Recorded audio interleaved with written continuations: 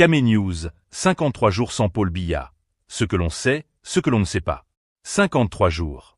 C'est la durée, au moment où nous tournons cette vidéo, de l'absence du président camerounais Paul Biya, parti pour ce que la présidence a qualifié de « court séjour privé » en Suisse. 53 jours sans apparition publique, sans images, sans vidéo.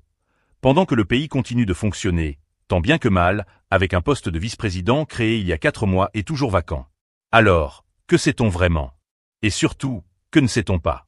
C'est ce que nous allons démêler, fait par fait. Partie 1, ce qui est établi. Commençons par les faits, uniquement les faits. Le 7 juin 2026, Paul Biya quitte le Cameroun pour Genève, en Suisse, accompagné de son épouse Chantal Biya. La présidence parle d'un « court séjour privé ». Il avait été vu en public pour la dernière fois le 20 mai, lors des célébrations de la fête nationale. Depuis, silence. Aucune photo, aucune vidéo officielle du chef de l'État n'a été diffusée. Le gouvernement, par la voix du ministre de la Communication René Emmanuel Sadi, affirme à plusieurs reprises que le président va bien et continue de gouverner depuis la Suisse. Mais ce n'est pas tout. Sur le plan des actes officiels, l'activité présidentielle s'est considérablement resserrée. Selon plusieurs médias camerounais, en plus d'un mois d'absence, seuls des décrets liés aux forces de défense ont été signés.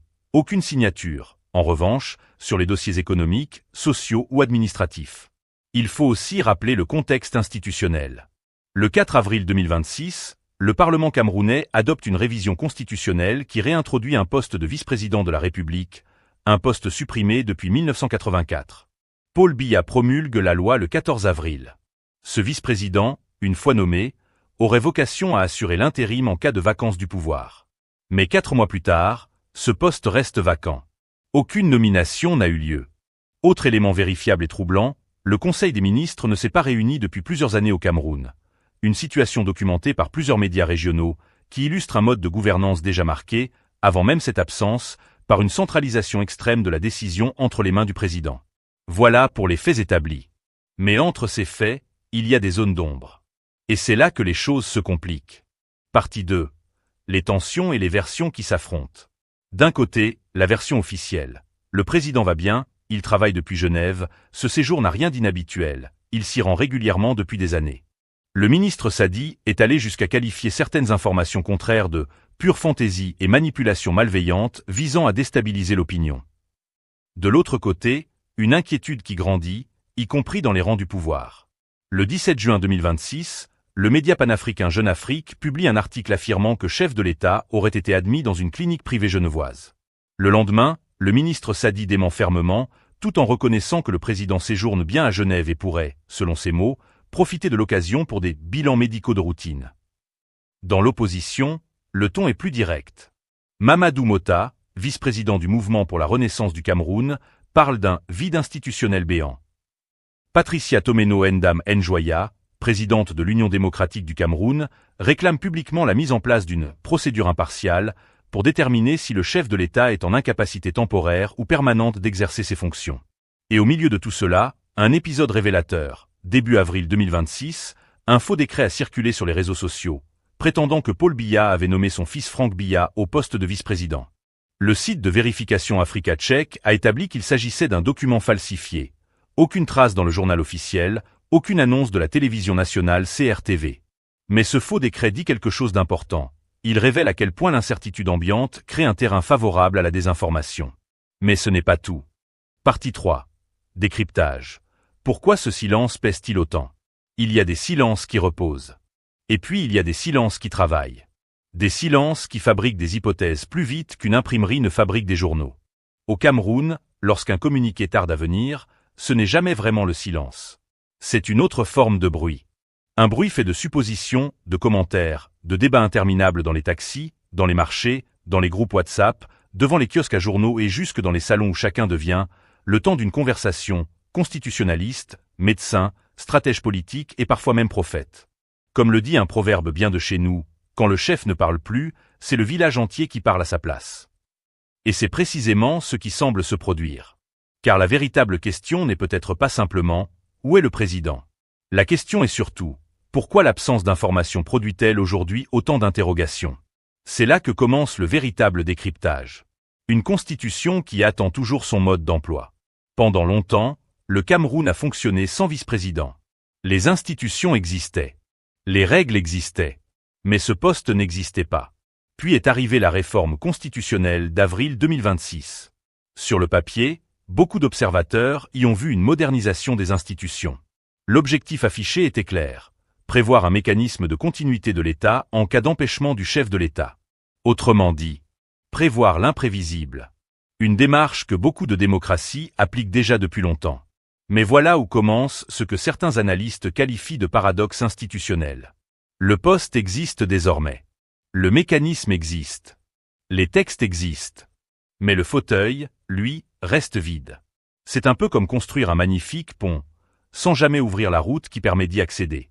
Ou encore acheter une voiture flambant neuve, mais oublier d'y mettre le moteur.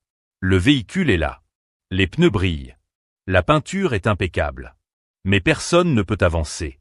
Voilà pourquoi plusieurs analystes estiment que cette réforme demeure incomplète tant que la nomination du vice-président n'a pas lieu. Et c'est précisément ce vide qui attire aujourd'hui toutes les attentions. Le Cameroun est sa grande passion. Le dossier, en attente. Au Cameroun, il faut reconnaître une chose.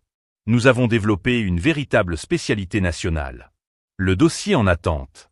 Le dossier qui avance, mais lentement. Très lentement.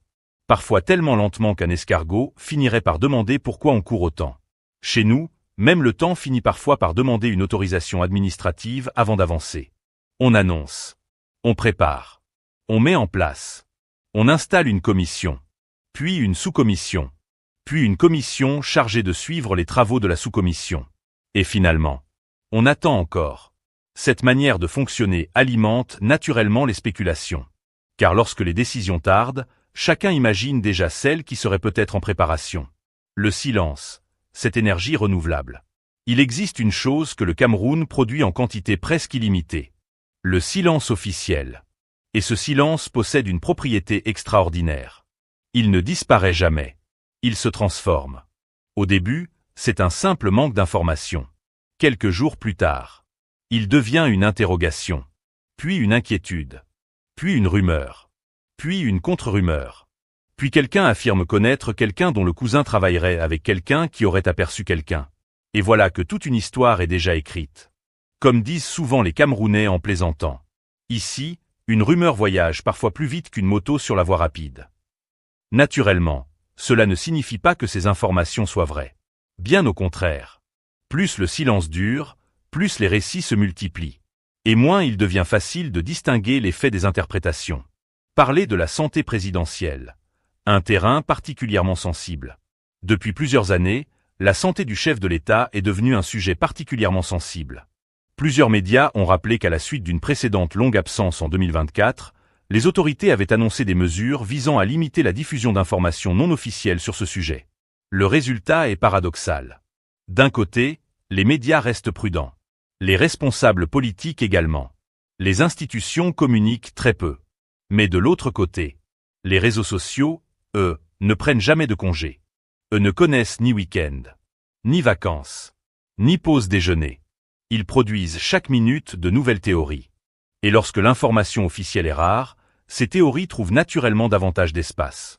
C'est un phénomène que les spécialistes de la communication politique observent dans de nombreux pays. Le vide informationnel est rarement vide très longtemps. Quelqu'un finit toujours par le remplir. Une élection qui approche et des questions qui s'accumulent. Autre élément qui nourrit les débats. Le calendrier. Le Cameroun doit encore organiser plusieurs échéances électorales importantes, notamment les élections municipales et législatives, déjà reportées à plusieurs reprises. Dans le même temps, lors de son adresse à la nation du 31 décembre 2025, Paul Biya avait annoncé la formation prochaine d'un nouveau gouvernement. 7 mois plus tard, cette annonce reste attendue. Là encore, les observateurs s'interrogent. Sans conclure. Sans affirmer. Simplement parce que les décisions attendues ne sont pas encore intervenues publiquement. Et plus l'attente dure, plus chaque journée devient elle-même un sujet politique. Le sport national. Chercher des messages cachés partout. Au Cameroun, il existe un autre sport extrêmement populaire. Chercher des messages cachés. Un responsable serre une main. Analyse. Il ne serre pas la main. Double analyse. Quelqu'un est assis au premier rang. Commentaire. Au deuxième rang. Encore commentaire. Au troisième rang. Cette fois, émission spéciale. Chez nous, Même la disposition des chaises peut parfois susciter un débat de 3 heures. Alors imaginez lorsqu'il s'agit d'une nomination aussi importante que celle d'un vice-président. Chaque déplacement, chaque photo, chaque silence, chaque visite, chaque absence, tout devient matière à interprétation. Et le futur vice-président? Depuis plusieurs mois, plusieurs noms circulent régulièrement dans les commentaires politiques. Parmi eux figure celui de Franck-Emmanuel Biya. Selon différents observateurs, certains soutiens regroupés de manière informelle, parfois qualifiés dans le débat public de « franquistes », défendent l'idée qu'il pourrait jouer un rôle institutionnel à l'avenir. Mais il est essentiel de rappeler un point fondamental. À ce jour, aucune nomination officielle n'a été annoncée. Aucun décret n'a été publié. Aucune communication officielle ne confirme cette hypothèse. Toutes les spéculations doivent donc être distinguées des faits établis. Et c'est justement cette distinction qui est au cœur d'une analyse sérieuse. La vraie question. Finalement, ce débat dépasse peut-être une seule personne. Il pose une question plus large. Comment un État rassure-t-il sa population lorsque les interrogations se multiplient? Comment préserver la confiance publique lorsque les informations officielles arrivent au compte-gouttes? Car en politique, le silence est parfois interprété comme une stratégie. Mais il peut aussi devenir un espace où chacun projette ses propres attentes, ses inquiétudes ou ses convictions. Et comme on aime le dire avec humour au quartier, quand la marmite reste longtemps fermée, chacun finit par inventer ce qui est en train de cuire dedans. Dans cette séquence politique, une seule certitude s'impose. Tant qu'aucune décision officielle ne sera rendue publique, les débats continueront d'alimenter les conversations. Entre faits, attentes et spéculations, l'enjeu est désormais moins de deviner l'avenir que d'attendre les annonces qui permettront de distinguer ce qui relève de la réalité de ce qui relève simplement des hypothèses. Partie 4. Les mécanismes qu'il faut interroger. Nous arrivons maintenant à la partie la plus importante de cette analyse. Et paradoxalement, c'est peut-être celle qui parle le moins d'un homme. Parce qu'au fond, les personnes passent. Les institutions, elles, sont censées rester. Et lorsqu'un événement politique provoque autant de débats, il est parfois utile de quitter quelques instants le terrain des individus pour regarder le fonctionnement du système dans son ensemble. Car une démocratie ne se mesure pas uniquement à ceux qui gouvernent. Elle se mesure aussi à la manière dont elle continue de fonctionner lorsque ceux qui gouvernent sont absents, silencieux ou moins visibles. C'est là que commence la véritable réflexion. Quand tout repose sur une seule personne. Imaginez une grande maison. Une très grande maison.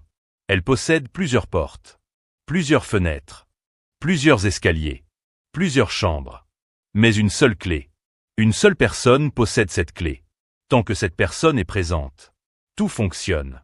Mais le jour où cette personne s'absente, même quelques jours, toute la maison ralentit. Les autres habitants attendent.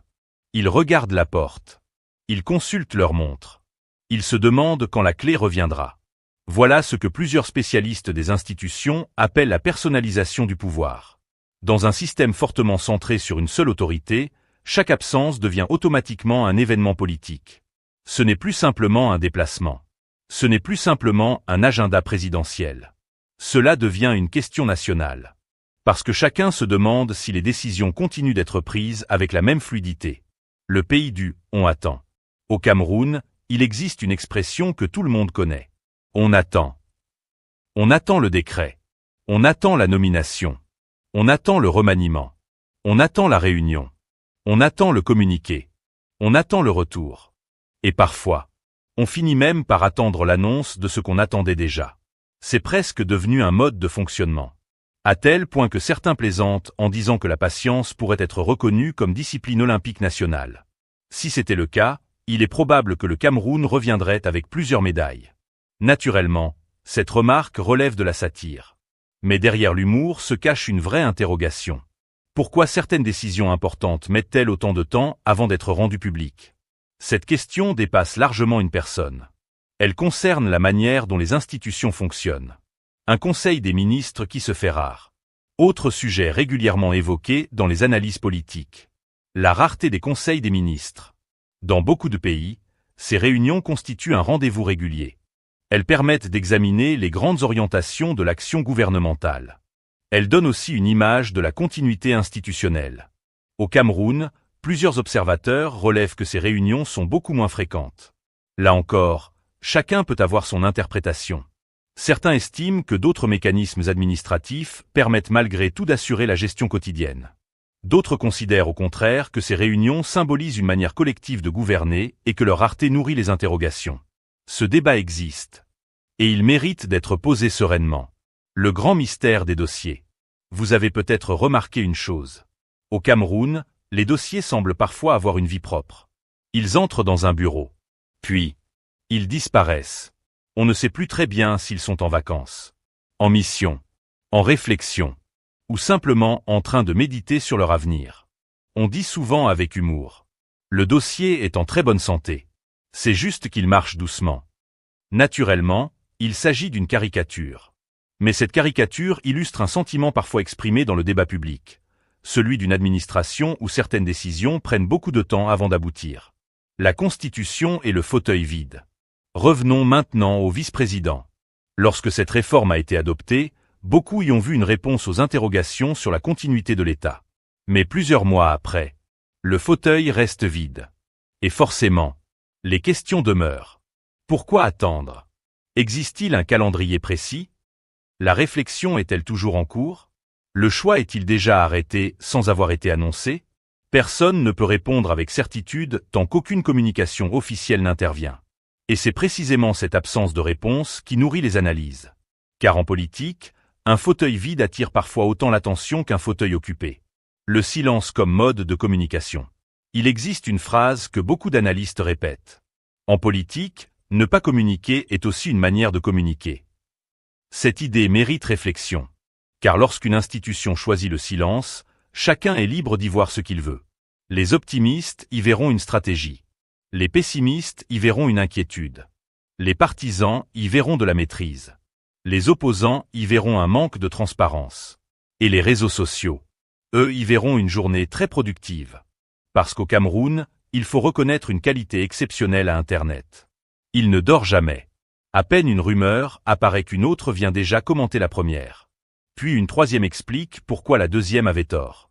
Puis une quatrième affirme avoir les vraies informations. Au bout de 2 heures, plus personne ne sait où commence le fait. Et où finit l'imagination. Le pouvoir des institutions. Au fond, une institution solide possède une qualité essentielle. Elle rassure. Même lorsque les dirigeants changent. Même lorsqu'ils voyagent. Même lorsqu'ils sont absents. Le citoyen continue de savoir qui décide. Qui signe. Qui remplace. Qui assure la continuité. C'est précisément pour cela que les constitutions prévoient des mécanismes de succession. Non pas parce qu'on souhaite qu'ils soient utilisés, mais parce qu'un État doit toujours être préparé à toutes les hypothèses. C'est cette logique qui nourrit aujourd'hui une partie des débats. Le véritable sujet n'est peut-être pas celui que l'on croit. Depuis le début de cette vidéo, beaucoup de questions tournent autour d'un homme. Mais peut-être que le véritable sujet est ailleurs. Peut-être que la vraie question est celle-ci. Les institutions fonctionnent-elles de manière suffisamment autonome pour assurer les citoyens quelles que soient les circonstances? Car lorsqu'un système dépend fortement d'une seule personne, chaque silence prend des proportions considérables. À l'inverse, lorsque les mécanismes institutionnels sont pleinement opérationnels et visibles, l'incertitude a généralement moins d'espace pour s'installer. Encore une fois, il ne s'agit pas ici de porter une accusation contre une personne en particulier. Il s'agit d'interroger le fonctionnement d'un système politique, comme le ferait toute analyse institutionnelle. Et poser une question n'est pas apporter une réponse. C'est ouvrir un débat. Conclusion. Alors, que retenir de tout ce dossier? Essayons de séparer clairement les faits des interrogations. Les faits, d'abord. Une absence prolongée du chef de l'État a suscité de nombreux commentaires. Les autorités ont publié plusieurs démentis face aux rumeurs. Une réforme constitutionnelle a créé la fonction de vice-président. À ce jour, ce poste n'a toujours pas fait l'objet d'une nomination officielle. L'activité présidentielle visible est demeurée limitée pendant cette période. Voilà ce qui est publiquement connu. Ensuite viennent les questions. Quel est l'état de santé réel du président? Aucune autorité n'a fourni d'informations détaillées permettant d'aller au-delà des communications officielles. Qui sera nommé vice-président? Aucun décret n'a encore été rendu public. Quand cette nomination interviendra-t-elle? Aucune date officielle n'a été annoncée. Quel sera le calendrier des prochaines grandes décisions politiques? Là encore, l'avenir reste ouvert. Entre ces certitudes et ces inconnus se trouve un espace immense. Et cet espace porte un nom. L'incertitude. Or, dans tous les pays, lorsque l'incertitude s'installe durablement au sommet de l'État, elle nourrit naturellement les interrogations les analyses, les interprétations et parfois aussi les rumeurs. C'est pourquoi la transparence institutionnelle demeure un enjeu important dans toute démocratie. Plus les institutions expliquent leur fonctionnement, moins les spéculations trouvent de place. Plus les règles sont connues, moins elles sont interprétées. Comme le disent souvent les anciens au village. Quand la porte reste fermée trop longtemps, chacun finit par raconter ce qu'il imagine derrière. Notre objectif, ici sur Kame News, n'est pas de fabriquer des certitudes là où il n'y en a pas. Notre rôle est de distinguer les faits vérifiables des hypothèses, de poser les questions que beaucoup se posent et d'analyser les mécanismes institutionnels avec prudence et rigueur. Parce qu'au-delà des personnes, c'est le fonctionnement des institutions qui intéresse durablement les citoyens. Et maintenant, la parole est à vous. Pensez-vous que les institutions camerounaises disposent aujourd'hui de mécanismes suffisamment clairs pour garantir la continuité de l'État quelles que soient les circonstances ? Ou estimez-vous qu'une communication publique plus régulière permettrait de réduire les incertitudes et les spéculations ? Partagez votre analyse avec respect dans les commentaires. Les échanges argumentés enrichissent toujours le débat. Si cette vidéo vous a permis de mieux comprendre les enjeux de cette séquence politique, pensez à aimer, partager et vous abonner à Kame News. Activez également la cloche de notification pour ne manquer aucun de nos prochains décryptages. Ici, nous continuons à privilégier les faits, le contexte et l'analyse, afin que chacun puisse se faire sa propre opinion. Merci de votre fidélité, prenez soin de vous, et à très bientôt sur Kame News.